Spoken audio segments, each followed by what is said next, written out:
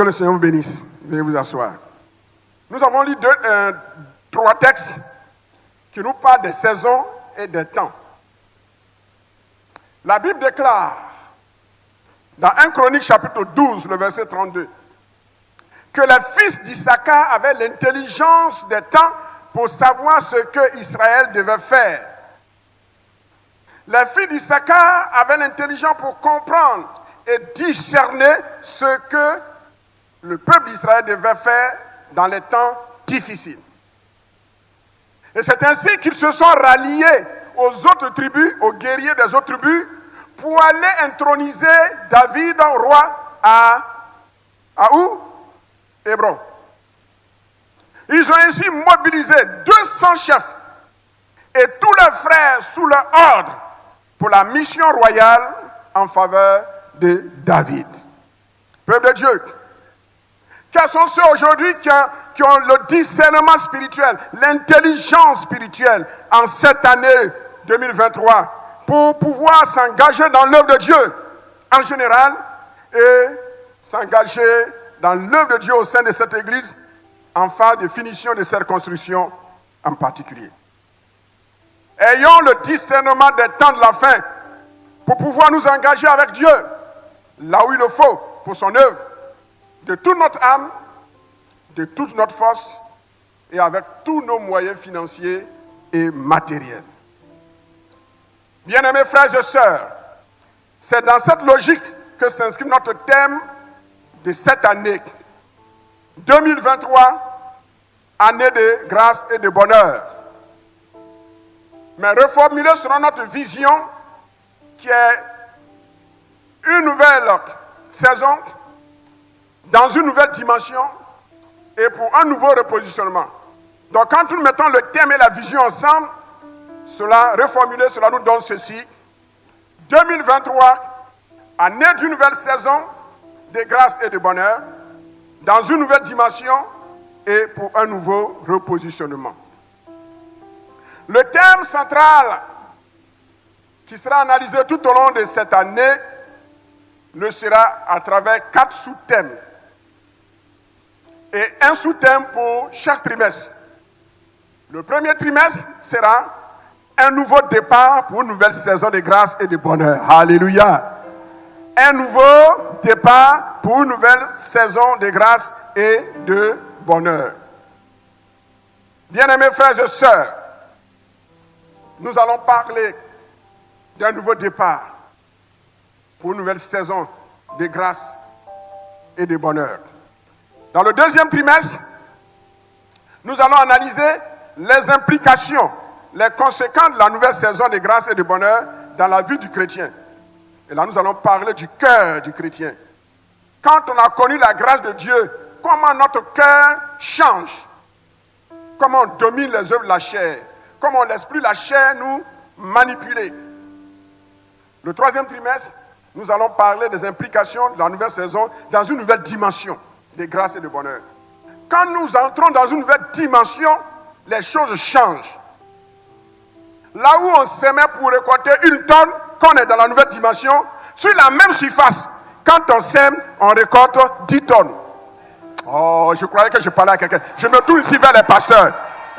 Quand on est dans une nouvelle dimension, sur la même surface, là où on s'aimait avant pour avoir 1 tonne, la même surface, quand la dimension change, quand la saison change, quand on est dans une dimension de grâce et de bonheur, sur la même surface, où tu sèmes avec la même quantité, tu récoltes 10 fois plus, 20 fois plus, 30 fois plus. Est-ce que le peuple est là? Une nouvelle saison. Le 4e trimestre, ça c'est la partie que j'aime beaucoup. Le repositionnement prophétique que produit une nouvelle saison de grâce et de bonheur dans une nouvelle dimension. Le repositionnement prophétique. Quand la grâce de Dieu est sur nous, quelles sont ses conséquences prophétiques? C'est ce que nous verrons dans le 4e trimestre. Pour que la porte s'ouvre, il faut entrer dans une dimension prophétique. Vous savez, on peut être dans une église prophétique sans bénéficier du prophétique. Hello? Mais comment être dans une église prophétique et jouir du prophétique? C'est de cela il est question. Et le 4e trimestre, c'est de cela que nous allons parler. Mais pour aujourd'hui, nous allons introduire. Et le premier sous-thème, c'est un nouveau départ pour une nouvelle saison de grâce et de bonheur. Qu'est-ce qu'un nouveau départ? Pourquoi avons-nous besoin d'un nouveau départ? Comment aborder un nouveau départ? Qu'est-ce qu'une nouvelle saison? Qu'est-ce qu'une nouvelle saison de grâce et de bonheur? Pourquoi avons-nous besoin d'une nouvelle saison? Voici des questions que nous allons nous poser tout au long de cette année. Et quelles sont les caractéristiques d'une nouvelle saison? Comment se manifestent les caractéristiques d'une nouvelle saison de grâce et de bonheur? Parce qu'on peut être dans une nouvelle saison sans être dans une nouvelle saison de grâce et de bonheur. 2023 sera une nouvelle saison. Mais est-ce que la grâce et le bonheur de Dieu vont t'accompagner dans cette nouvelle saison? Question. Quel est le but que ce thème, quel est le but que Dieu voudrait que nous puissions atteindre à travers ce thème de cette année? Quelle est la finalité? Quelle est la finalité? À la fin, comment sera notre vie? C'est ça le but.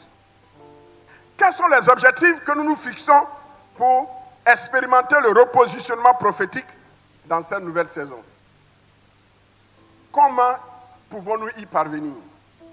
Voilà tant de questions auxquelles les différents orateurs qui défileront sur cette chaire vont essayer de répondre chacun à son tour. Nous allons vous donner le plan détaillé pour une meilleure compréhension. Ce matin, nous allons introduire notre premier sous-thème en parlant d'un nouveau départ pour une nouvelle saison. Et les 3 textes de base que nous avons lus, Genèse chapitre 1, verset 14 à 19. Ici, nous voyons que Dieu crée les luminaires pour marquer les différentes séquences du temps, pour faire la différence entre le jour et la nuit. Si tout était nuit, ce ne serait pas bon. Si tout était soleil aussi, ce ne serait pas bon. Alors, il faut qu'il y ait la différence entre le jour et la nuit. Dis Amen. Et ces différentes séquences du temps sont le jour, les nuits, les jours, les nuits, les semaines, les mois, les trimestres, les semestres, les années et les époques. Dans Genèse 8, 22 que nous avons lu, il est question du principe cyclique lié aux différentes étapes du temps, telles que la température, le climat, les 2 grandes saisons, saison de semences, saison de récolte, jour, journée, etc. Ce que nous sémons, nous le récoltons, parce que Dieu a mis ce principe dans la nature et dans le temps. Dans Ésaïe 43, que nous avons lu, il est question de un temps nouveau. Un temps nouveau. Le principe de nouveauté. Dieu fait des choses, mais quand ces choses deviennent anciennes, Dieu veut nous amener à être capable de tirer les leçons des anciennes choses et de laisser les anciennes choses dans leur forme pour entrer dans une nouvelle dimension des choses nouvelles avec une nouvelle forme. Est-ce que je parle à quelqu'un? Et pour cela, Dieu dit, il faut oublier les choses passées. Vous voyez ce texte-là? C'est la 4e fois qu'il réapparaît en l'espace d'une semaine. Le mardi passé, l'orateur qui était un visiteur a prêché sur ça. J'ai parlé de ça à notre méditation matinale des pasteurs. Ce matin encore, l'un des orateurs s'est appuyé sur ce texte sans savoir que c'était mon texte de base. Vous voyez, quand un passage biblique revient plusieurs fois par la bouche de différents hommes de Dieu, sans se concerter, c'est un message prophétique. Dieu veut faire des choses nouvelles. Dieu veut faire des choses nouvelles. Alors, nous allons voir rapidement qu'est-ce qu'une saison. Soyez prêts. Aujourd'hui, nous allons prêcher ensemble. Le Seigneur, j'ai l'impression, je n'affirme pas, mais j'ai l'impression que Dieu veut m'envoyer dans un nouveau système de prédication. Donc ne soyez pas étonnés. Vous dites, mais Padre, ça là, ce qu'il va faire ce matin, il a pris ça où encore? Dis, nouvelle saison. Dis, nouvelle saison. Regarde ton frère, regarde ton voisin, dis, nouvelle saison. S'il ne te répond pas, quitte à côté de lui, quitte à côté d'elle, va prendre place ailleurs. Parce que nous, on marche avec les gens qui sont dans la nouvelle saison. Est-ce que je parle à quelqu'un? Alors, le mot, voyons l'étymologie du mot saison. Le mot saison, selon le latin, vient du mot satio ou bien sationis, qui veut dire action de s'aimer.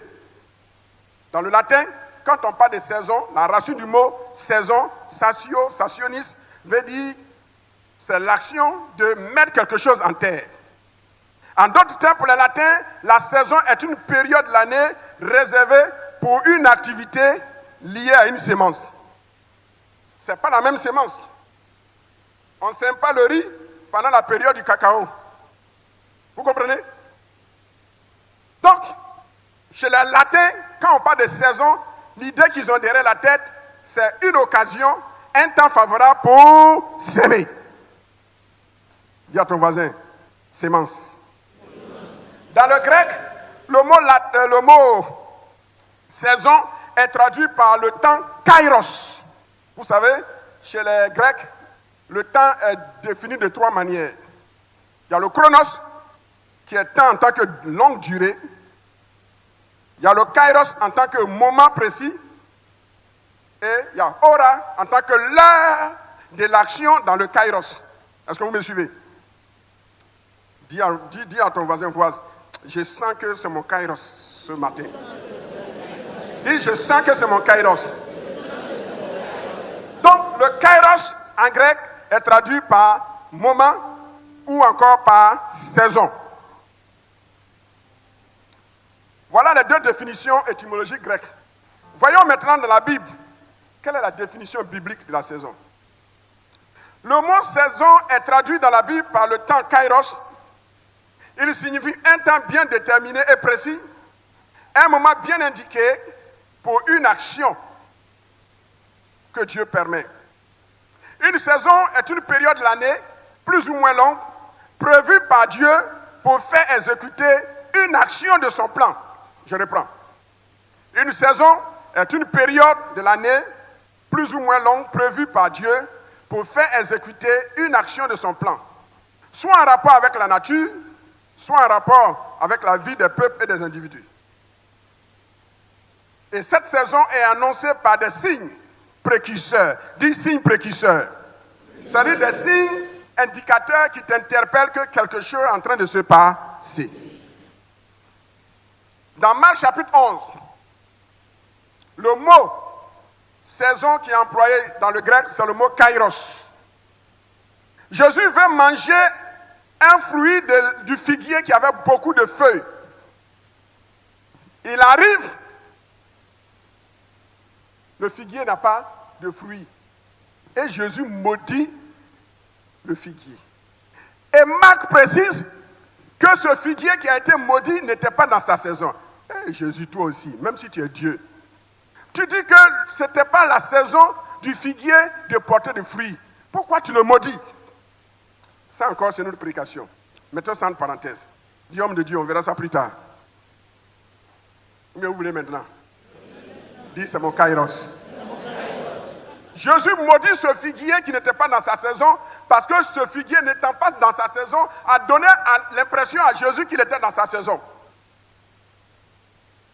En Israël, quand les figuiers n'étaient pas dans leur saison, c'est que les feuilles tombent. Le figuier n'a pas de feuilles. Alors tout homme, tout prophète ne va pas aller prendre un fruit de ce figuier pour le manger. Mais ce figuier n'était pas dans sa saison, mais il avait beaucoup de feuilles qui laissaient croire qu'il pouvait avoir quelques fruits.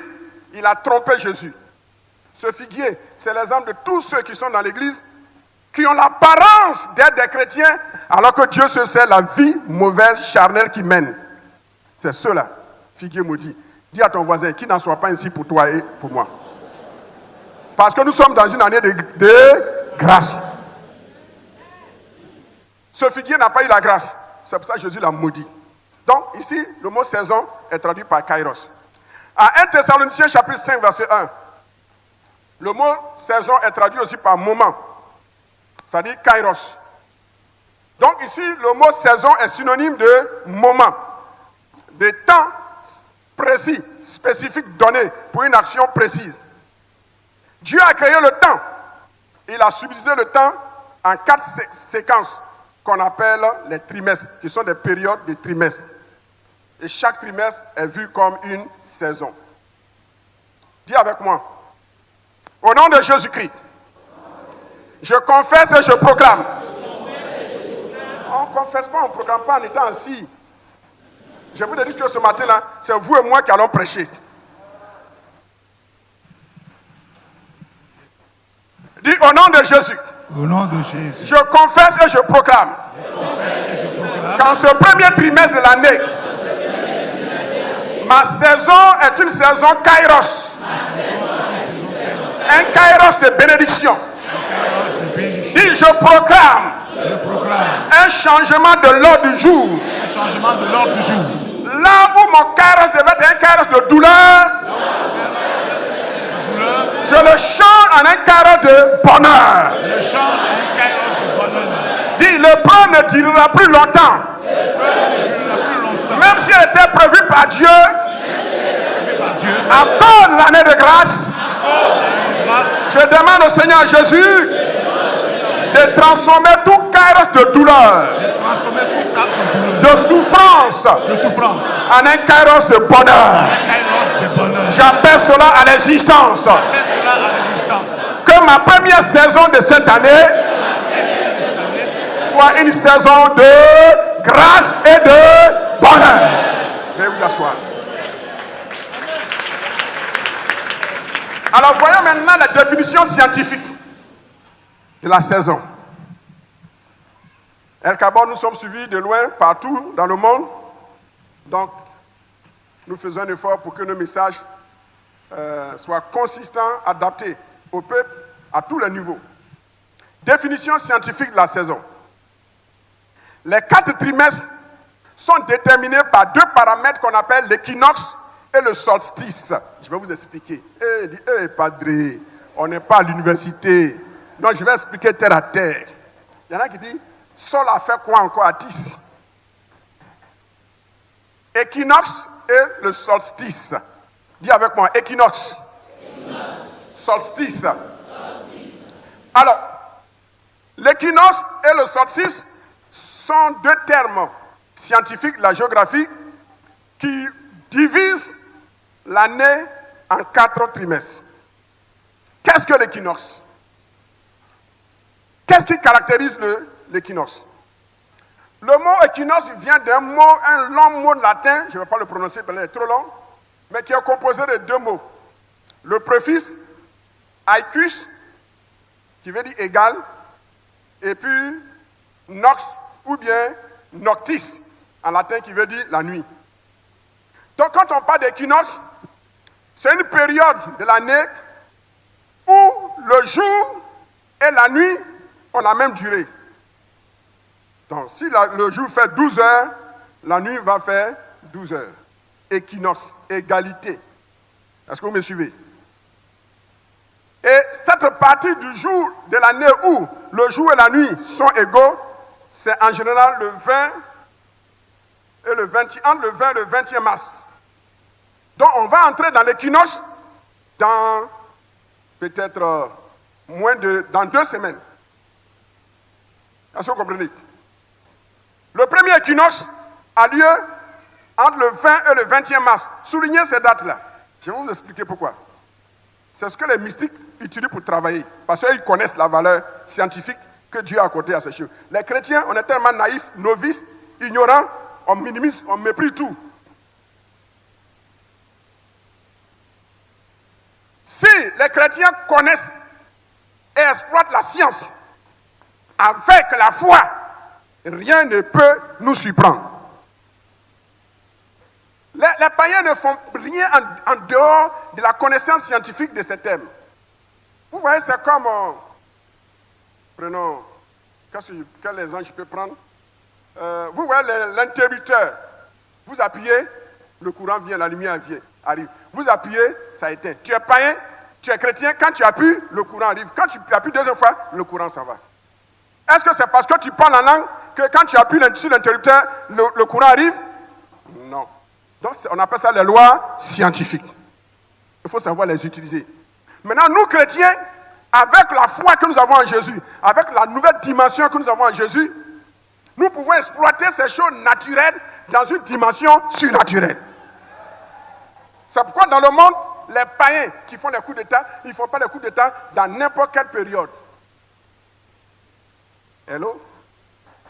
Les païens qui font les mauvaises actions, ils ne le font pas en désordre. Ils choisissent des périodes spécifiques, prévues par la science, que Satan et les démons connaissent. Et les démons, Satan et les démons les aident à exploiter ce qui est naturel pour rendre ça mystiquement surnaturel. Est-ce que ça peut aller? Le niveau, ça va? Ça va? Dis homme de Dieu, pousse un peu. Alors, nous allons voir qu'il y a deux types d'équinoxes. Il y a l'équinoxe du printemps, et puis il y a le deuxième équinoxe en septembre, qui lui, c'est entre le 22 et le 23 septembre qu'il se manifeste. Alors, l'équinoxe, c'est la partie du temps où le soleil, dans son mouvement, traverse l'équateur. Vous voyez, le monde est presque comme un ballon, comme un cercle. Presque, c'est pas un cercle, mais comme un cercle. Et l'équateur coupe en deux. Les tropiques, comme ça. L'équateur coupe comme ça de façon horizontale et les tropiques de façon longitudinale. Donc, quand le soleil, dans son mouvement, traverse l'équateur, ça correspond à l'égalité de la durée du jour et de la nuit pendant cette période que j'ai nommée. Chaque fois qu'on passe de l'hiver au printemps, c'est le premier équinoxe, appelé l'équinoxe du printemps. Chaque fois qu'on passe de l'été à l'automne, c'est le deuxième équinoxe qu'on appelle l'équinoxe d'automne. Ça veut dire quoi? Chaque fois qu'on quitte dans la glace, dans le froid, pour passer dans le printemps, il y a un changement. Est-ce que vous comprenez? Et quand il y a un changement de saison, le climat également change. C'est pour cela que vous voyez les femmes en général, les saisons les influencent. Vous dites, pasteur, j'ai remarqué que chaque fois qu'on arrive dans ce trimestre, le troisième trimestre, ou bien le dernier trimestre de l'année, je ne reconnais pas ma femme, je ne reconnais pas mes brebis.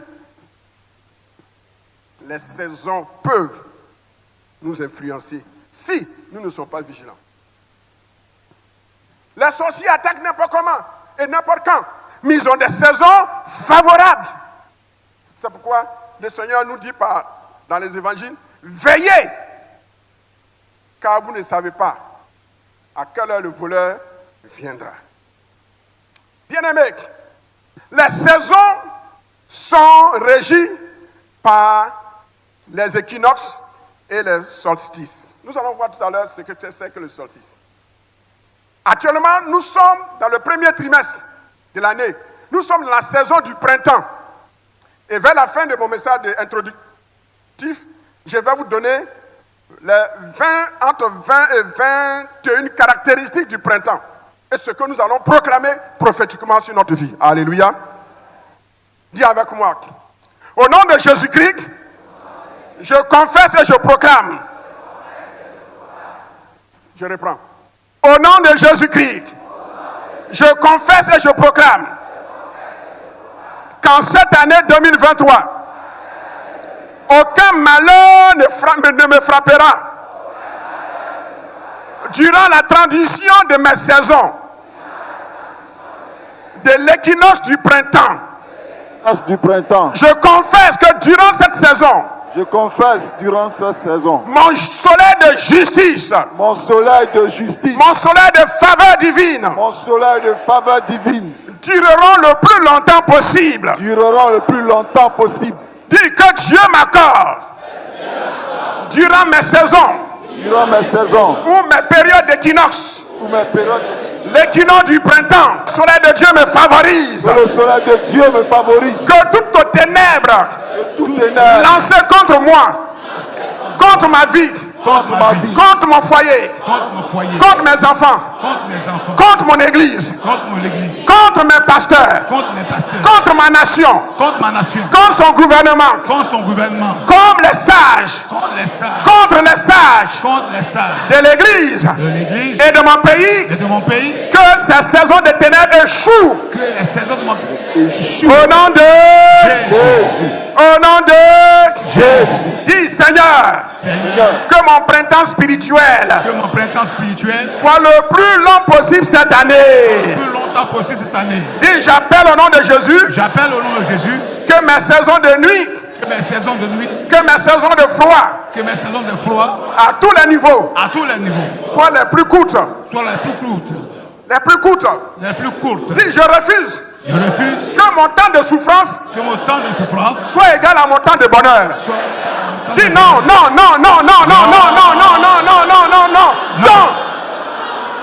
Dis petit temps de souffrance. Longtemps de bonheur. Au nom de Jésus. Au nom de Jésus. Dis je confesse. Je sors de l'hiver spirituel. Tout froid qui m'a gagné et qui veut éteindre mon feu spirituel, mon onction, dégage. Dis toute forme d'hiver spirituel qui a eu pour effet de me faire dormir. Dégage. Au nom de Jésus. Au nom de Jésus. Au nom de Jésus. Dis, j'attends la pluie de mon printemps. Sur mon foyer. Sur mon travail. Dis le printemps sur mon salaire. Le printemps sur mes relations. Ma vie d'église. Ma vie de prière. Dis, sur mes projets de voyage. Est-ce qu'il y a des gens ici qui ont des projets de voyage à la gloire de Dieu? J'annonce le printemps. C'est le temps favorable. C'est le temps favorable, le printemps spirituel. Pour aller appliquer. C'est un temps favorable. Alléluia. Est-ce que vous êtes là? Est-ce que vous êtes là? Dis Seigneur, souviens-toi de moi. Et accorde-moi une nouvelle saison de fraîcheur. Je saisis mon équinoxe spirituel. Et je proclame ma bénédiction. Une bénédiction plus longue que la nuit. Au nom de Jésus. Veuillez vous asseoir.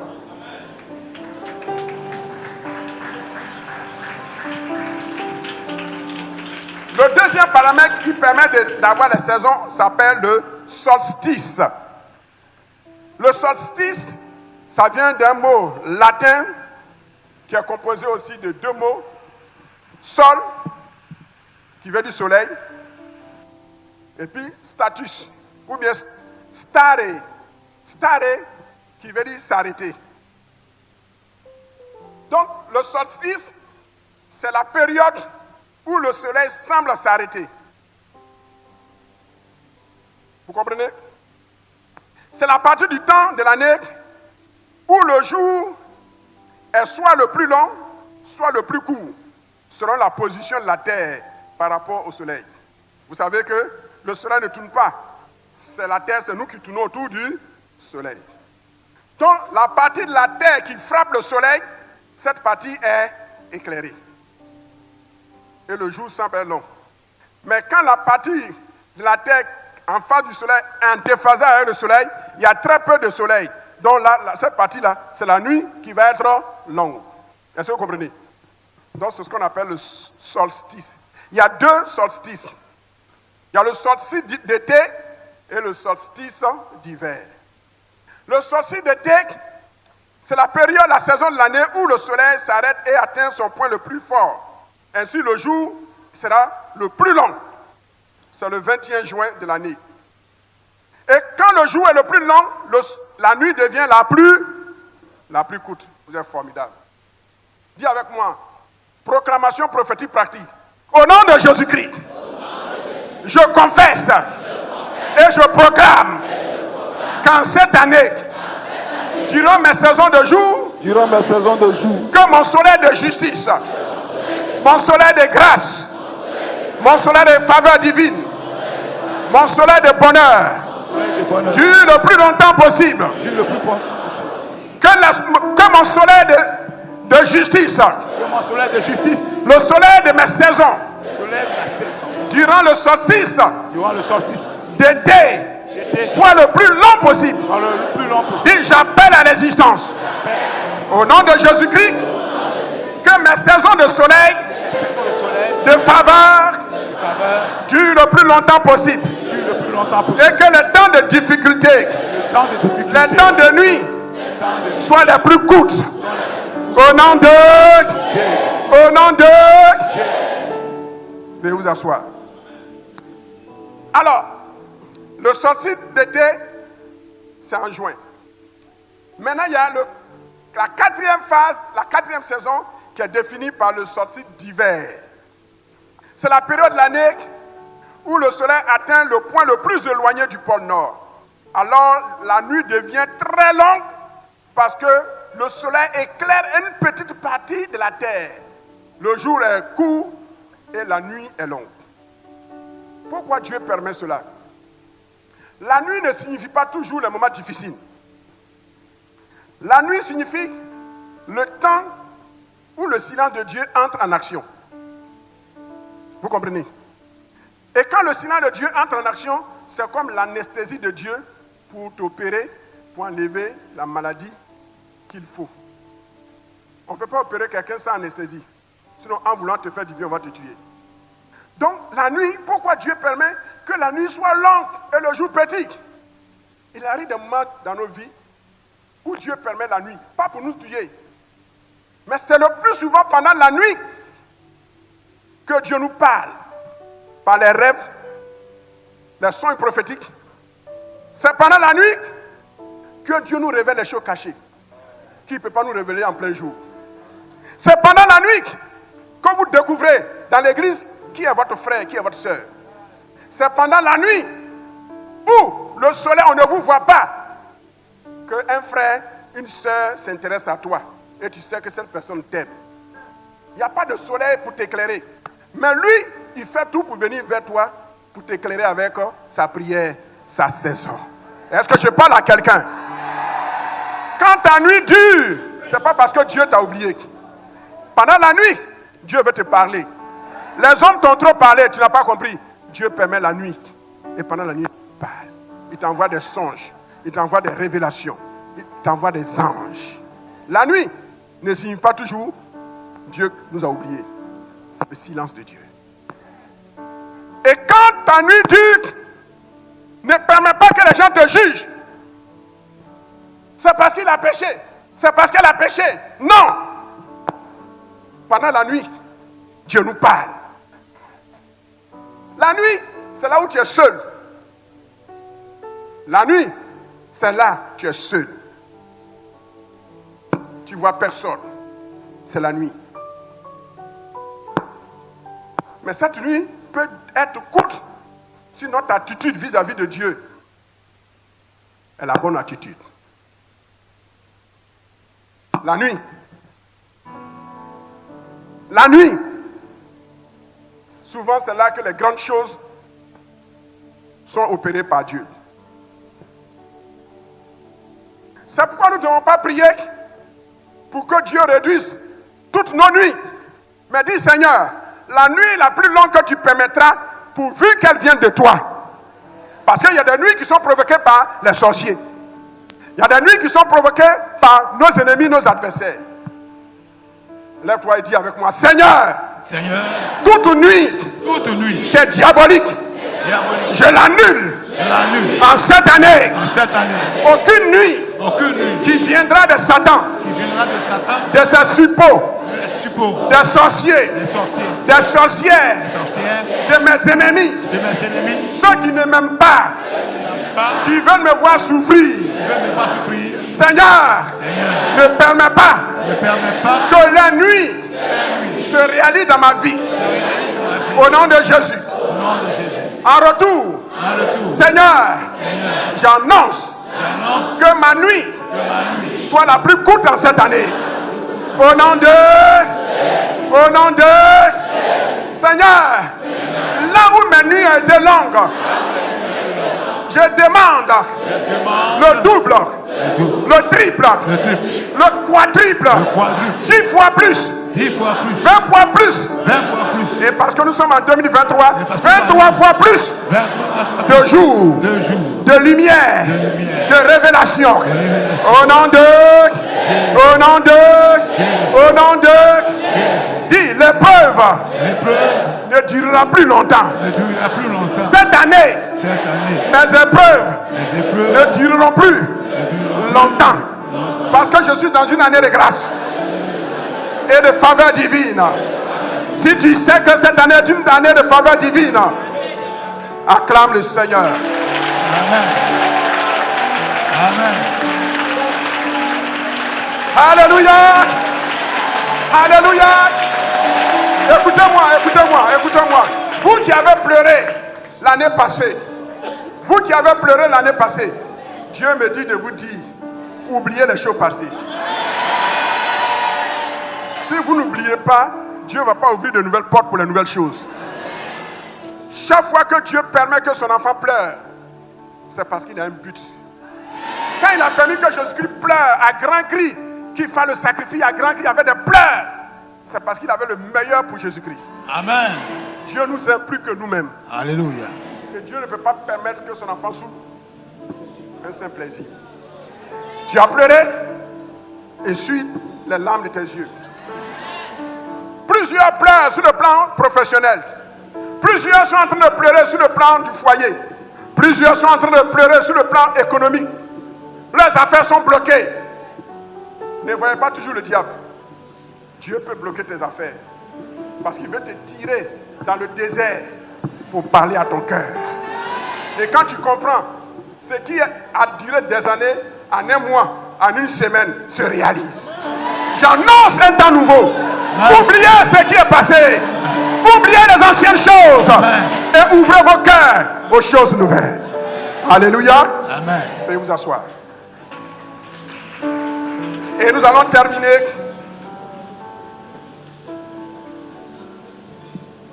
Les caractéristiques naturelles d'une saison. Les caractéristiques naturelles d'une saison.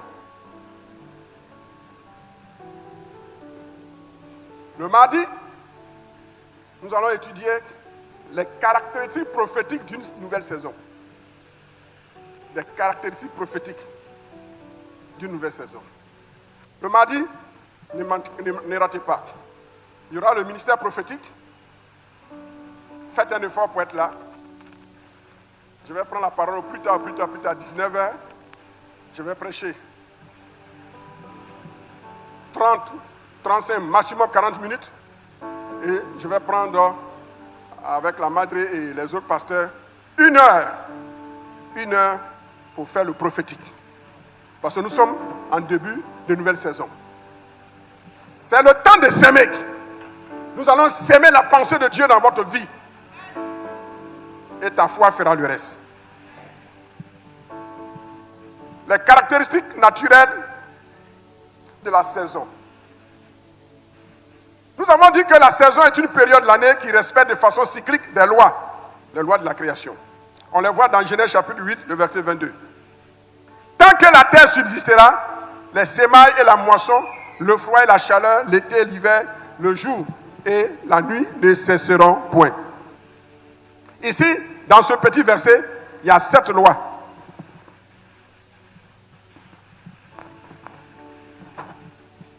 Cette loi. Il y a 7 lois qui transparaissent dans ce verset. Vous avez dit, mais homme de Dieu, on ne voit que 4. Où sont les 3 autres? Une saison est caractérisée par au moins 6 à 7 lois. Il dit les luminaires. Tant que la terre subsistera, les semailles et la moisson, le froid et la chaleur, l'été et l'hiver, le jour et la nuit ne cesseront point. Le jour nous parle du luminaire, le grand luminaire qu'on appelle le soleil. C'est son temps d'éclairer. Et la Bible dit pour ne pas mélanger le jour et la nuit. La première loi qui régit une saison, c'est les luminaires, qui sont des indicateurs de révélation de lumière, d'éclairage de la terre. Cette année, si tu veux entrer dans une nouvelle saison, il faut connaître quels sont les facteurs, les paramètres qui sont sous des révélations qui vont t'apporter non seulement la lumière physique, la lumière intellectuelle, mais la lumière biblique, mais la lumière prophétique sur ta destinée. Première loi, une saison sans lumière n'est pas une saison. Dis à ton voisin, quelle lumière qui t'éclaire? Dis voisin, quelle lumière qui t'éclaire? À quelle source tu bois? Toutes les lumières ne sont pas des lumières.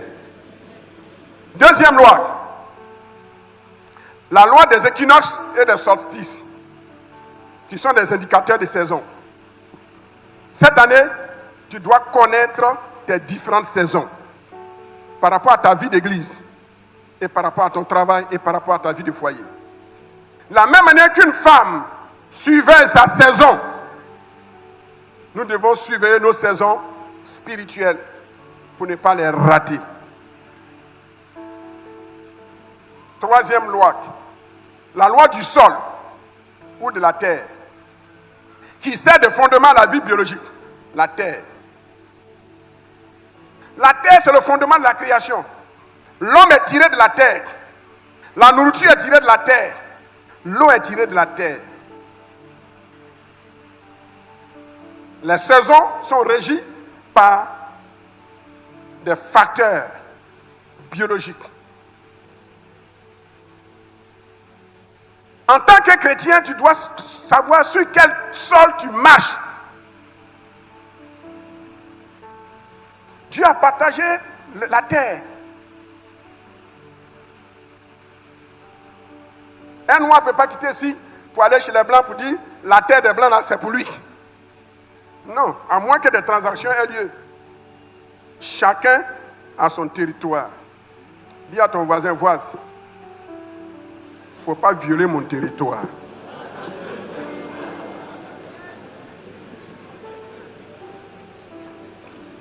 Dans le monde spirituel, il y a des esprits. Et leur doctorat qu'ils ont eu, leur doctorat honoris causa et PhD, c'est de violer le territoire des autres. Tu dors paisiblement. Dieu est en train de te parler. Il va venir violer ton sommeil. Dis cette année, ça ne passera pas. Dis limite. C'est mon territoire. Vous savez, dans le monde mystique, les grands mystiques ne peuvent pas avoir des sœurs chrétiennes tant qu'ils ne passent pas par des moyens détournés, des cadeaux envoûtés. C'est pourquoi la Bible dit de rendre grâce à Dieu pour tout ce qu'on reçoit. Même la nourriture. La source peut être bonne, mais le médiateur par qui la nourriture part pour arriver chez toi, tu ne sais pas. Il va gâter le nom de celle qui a préparé avec bon cœur. Et quand l'autre mange, on dit, c'est cette femme, ce frère-là, qui lui a donné la nourriture comme on appelle, envoûtée. Souvent, les gens de bonne volonté sont blessés par les petits prophètes qui n'ont pas de révélation de discernement. On dit, qui t'a donné à manger? C'est Aou, Fatou. Mais Fatou, c'est une sorcière. Mais la nourriture que tu as mangée, c'est envoûté. Effectivement, la nourriture est envoûtée. Mais est-ce que c'est Fatou qui est envoûté? Est-ce que c'est Aou qui est envoûté? Le médiateur. C'est pour cela qu'il nous faut le discernement. Les femmes, ne parlez pas trop vite. Vous parlez trop vite. La Bible nous dit, tout ce que vous aurez dit en bas, en public, vous allez rendre compte au dernier jour. Si tu veux acclamer, il faut acclamer.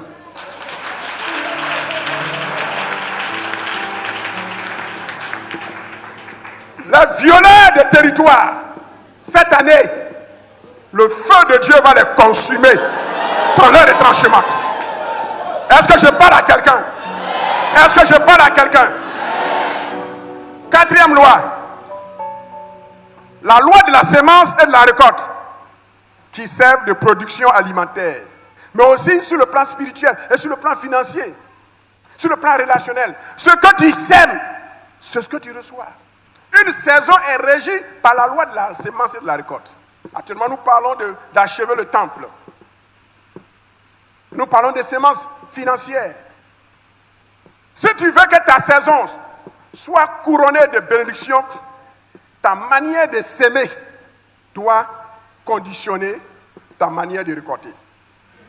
Mais également sur le plan relationnel, la loi de la sémence et de la récolte marche. Ce que tu veux que les gens pensent de toi, toi aussi il faut penser ça d'eux. C'est ça la loi. La saison est régie par cette 4e loi. La 5e loi, c'est la loi du froid et de la chaleur. Régulateur de la température. Une saison est régie par la température haute et la température basse. Et nous devons rester, n'est-ce pas, dans un juste milieu, équilibré. C'est ça. Quand la température monte, on n'a pas besoin d'un prophète pour savoir que, maintenant on a quitté l'hiver, on est dans le printemps ou on est dans l'été. C'est ça la saison. Et dans la vie du chrétien, il y a des moments où on est fort spirituellement. Pendant le moment où tu es fort spirituellement, il faut faire le maximum comment on appelle ça, d'économie et de provision. Très bien. Quand tu es dans ta période où tu pries beaucoup, profite pour prier beaucoup. Si ton voisin dit que tu le déranges, dis voilà, excuse-moi, mais c'est ma saison. Quitte à côté de lui, va te mettre à côté de quelqu'un qui aime la prière intense et prie avec lui. C'est ma saison. Ne laissez pas les gens tuer votre saison.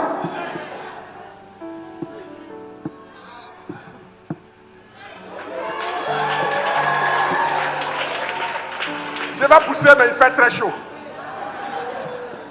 Alors je demande au nouvel administrateur, c'est sa saison.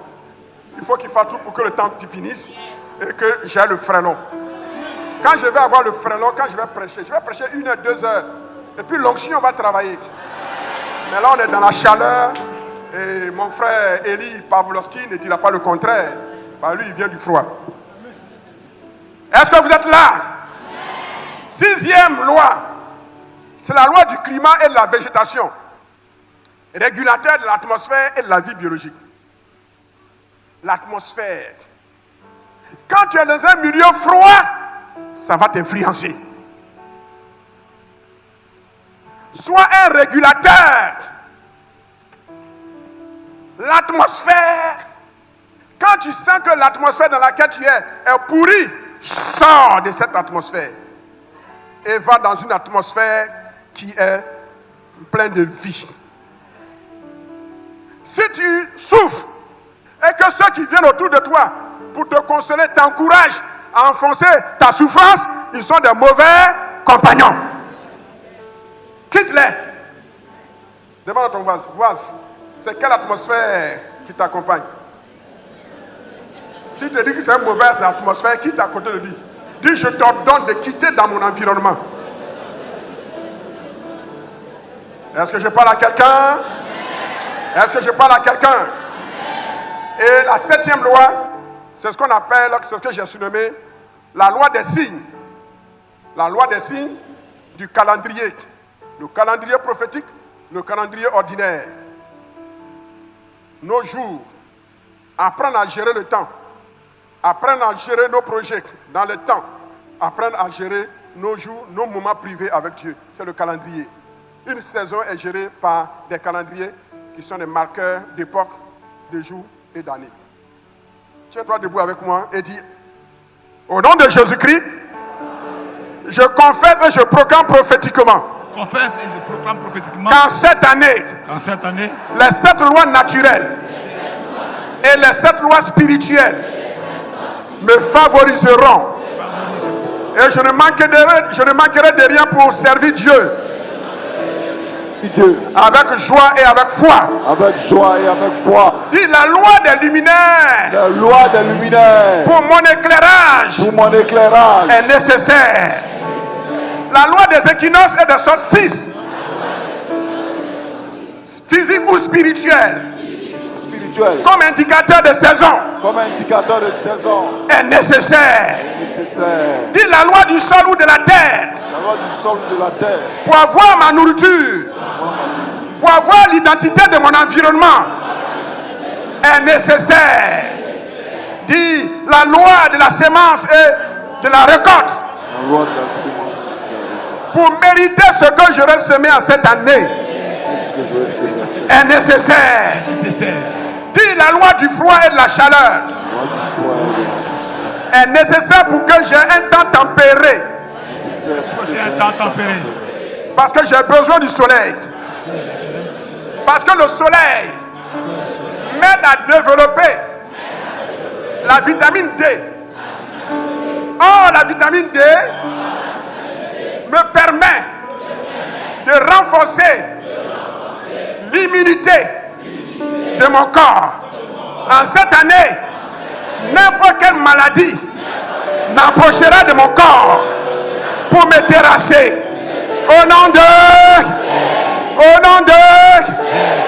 la loi du climat Loi du climat. et de la végétation, Et la consécration. pour que mon atmosphère de vie physique et spirituelle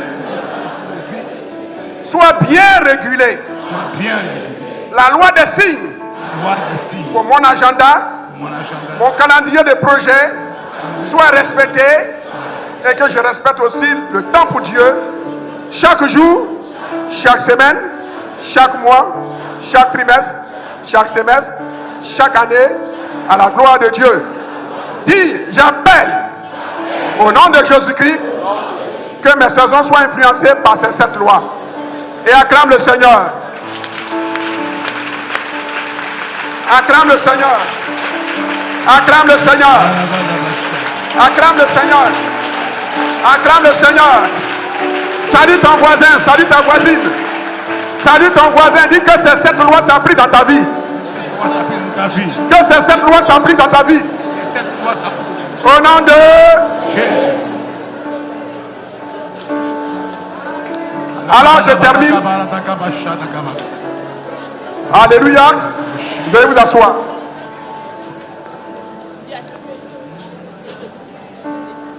Quelles sont les 4 saisons de l'année? On va énumérer une et on va prier.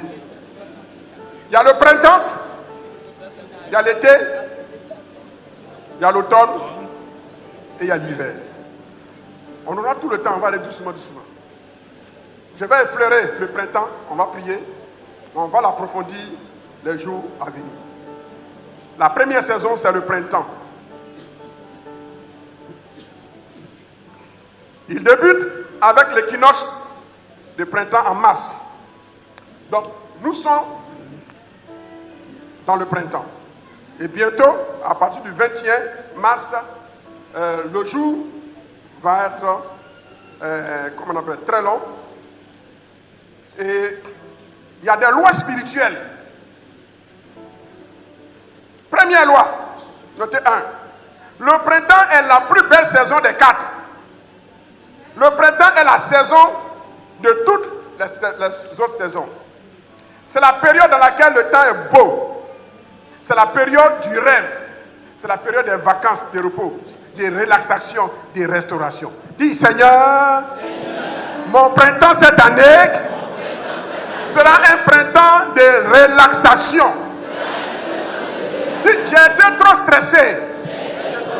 Et puis tu es debout, tu dis ça n'arrivera pas. Dis, j'ai été trop stressé. J'ai été trop stressé. Les années passées. Les années passées. Mais cette année, j'entre dans mon printemps. J'entre dans mon printemps. La période de rêve. La période de rêve. Dis, Seigneur. Seigneur. Exauce mes rêves. Exauce mes rêves. Exauce mes rêves. Exauce mes rêves. Exauce mes visions. Exauce mes visions. Mon frère, ma soeur, quel est ton rêve? Qu'est-ce que tu veux que Dieu fasse pour toi en cette année? C'est la période favorable. Le printemps spirituel, c'est la période où tes rêves commencent à bourgeonner. Le printemps, c'est la période où les fleurs commencent à bourgeonner. Dis avec moi, Seigneur, Seigneur, le printemps de cette année, qu'il soit une saison de bourgeonnement, d'apparition des fleurs Des fleurs. Tout ce que j'ai semé l'année dernière, Tout ce que j'ai semé l'année dernière, qui n'a pas germé, qui n'a pas germé, cette année, dans ce printemps, ça bourgeonne. ça bourgeonne. Ça bourgeonne. Ça bourgeonne. Et pendant que tu le dis, pense à ce que tu as semé. Alléluia. Pense à ce que tu as semé. Et Pense à ce que tu as semé. Shiva. Oui, on est dans une nouvelle saison. Deuxièmement, Zacharie 10, 1. Demandez à l'Éternel la pluie du printemps. L'Éternel produira des éclairs et il vous enverra une abondante pluie. Il donnera à chacun l'herbe dans son champ. Dis Seigneur, sur la base de ce verset, Sur la base de ce verset de Zacharie, de Zacharie, chapitre 10, chapitre 10, verset 1, verset 1. je reçois la pluie. Je reçois La pluie qui va me permettre d'avoir une bonne moisson. la pluie qui va me permettre d'avoir une bonne moisson. Au nom de... Au nom de Jésus. Troisièmement, le printemps, c'est la saison du renouveau. Les arbres reverdissent de plus belle. Dis renouveau. Renouveau. Dis restauration. Restauration. Dans ma vie, là où j'étais angoissé, Là où j'étais angoissé. l'angoisse laisse la place à la restauration. L'angoisse laisse la place à la restauration. 4. Le printemps est la saison du radoucissement de la température. Cool. Souvent, les problèmes font que on est trop surexcité. La chaleur.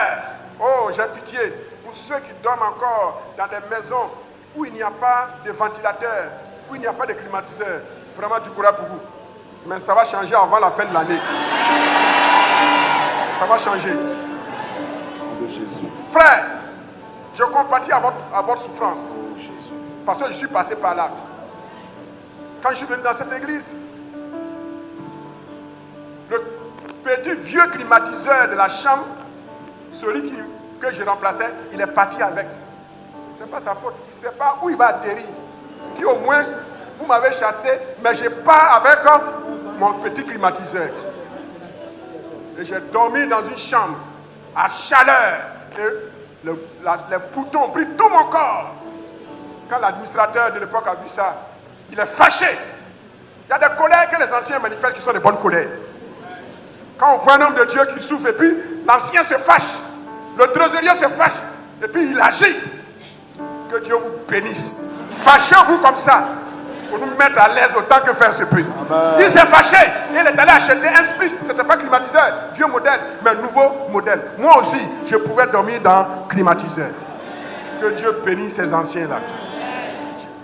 Mais pendant le printemps, tout devient doux. Je déclare, je prophétise sur ta vie. Il va y avoir un radoucissement sur tout ce qui est température chaude dans ta vie. Amen. Cinquièmement, le printemps est la saison du début de la fonte des glaciers. Tout ce qui a été glace, qui faisait que la vie de l'église, la vie de prière, les programmes de l'église ne t'intéressaient pas, tu t'es devenu congelé. J'annonce que tout ce qui est glace va fondre. Tout ce qui est glace va fondre. Touche ton voisin, touche ta voisine. Dis les glaces fondent. Grâce forte. Tout ce qui est étouffé ma foi va fondre. Fais ma foi Tout ce forte. qui m'empêchait de ne pas donner va fondre. Tout ce qui a touché. Est-ce que je parle à quelqu'un? Amen. Sixièmement, le printemps est la saison qui marque la fin de l'hibernage. L'hibernage, c'est la période du froid où certains animaux rentrent, se recroquevillent sur eux-mêmes. Et ils vivent à partir des réserves qu'ils ont pendant 3 mois, 4 mois. Mais ça ne va pas continuer. J'annonce prophétiquement ce matin la fin de ton hibernage. Là où tu es resté recroquevillé sur toi-même, à cause du froid, il n'y a pas de chaleur, il n'y a pas de soleil. J'annonce que le soleil arrive. Amen. J'annonce que le soleil arrive. Amen. J'annonce que le soleil arrive. Amen. Sors de ton cocon. Au nom de Jésus. Tu t'es cloîtré sur toi-même. On m'aime pas. On m'aime pas dans cette église. On m'aime pas. On m'aime pas. C'est l'hibernage. On est tous passés par là. Mais j'annonce la fin de l'hibernage. Amen. J'annonce la fin de l'hibernage. Amen. Au nom de Jésus. Septièmement, le printemps marque la fin de l'exil. Les oiseaux qui partent, les oiseaux migrateurs qui s'en vont ailleurs à cause du froid, quand ils reviennent, c'est un signe que le printemps a commencé. As-tu un enfant? As-tu un mari? As-tu une femme qui est partie en exil à cause des difficultés, qui t'a quitté? J'annonce son retour. J'annonce le retour de ton enfant. J'annonce le retour de ta femme. J'annonce le retour de ton mari. Là où il est parti. Alors la grâce finit et il va retourner.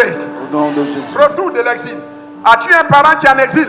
J'annonce son retour. Amen. J'annonce son retour. J'annonce son retour. Amen. Jésus. Huitièmement, le printemps est la meilleure saison parce qu'elle nous apporte la vitamine D. La vitamine D. La vitamine D. Elle développe notre immunité.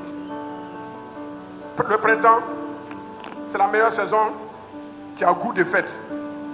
Depuis que tu es né, tu ne connais pas la fête. Tu ne connais pas l'esprit de fête. Mais je t'annonce que cette année, dans ce printemps, tu vas expérimenter ce qu'on appelle la fête. Je vois un esprit de fête, un habit de fête sur toi. Amen. Et Dieu change tes temps d'angoisse, tes temps de souffrance, en temps de joie, en habit de joie. Est-ce qu'on peut se tenir debout et terminer? Oui, c'est ma saison. 2023, c'est ma saison. 2023, c'est ma Le saison. printemps, c'est ma saison. Le printemps, c'est ma saison. Oui, c'est ma saison. Oui, c'est ma saison. Dis avec moi, c'est ma saison. C'est ma saison. Dieu est avec moi. C'est ma saison. Dieu est avec moi. Dieu est avec moi. Et ce que je n'ai pas pu réaliser, Ce que je n'ai pas pu Dans le réaliser passé, dans le passé, je le réalise cette année. je le réalise cette année. Au nom du Père, Au nom du Père, au nom du Fils, au nom du Fils, au nom du Saint-Esprit. au nom du Saint-Esprit. Et tout le monde dit Amen.